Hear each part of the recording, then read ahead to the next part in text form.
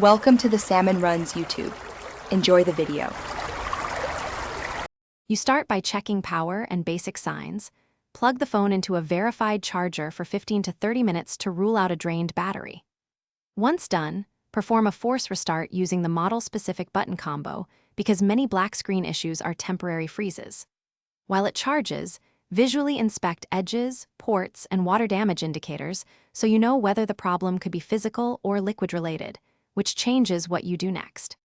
Next, you diagnose deeper causes.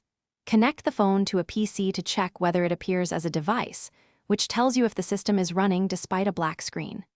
If detected, boot into recovery or safe mode to isolate apps or OS crashes. Doing so helps you decide between a software restore and hardware repair. If software appears fine, carefully access the display connector and backlight with minimal disassembly to check for loose cables or corrosion, because a reseated connector often fixes the problem. Finish by replacing or securely reseating the screen assembly, and then testing with a known good display so you can confirm the issue was the panel versus the main board. Make sure to reassemble using correct torque and replace any thermal pads. Verify touch, backlight, and brightness settings before sealing the device.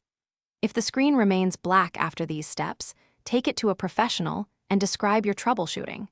Mention force restarts, detection on PC, and whether the display IC might need inspection or board-level repair.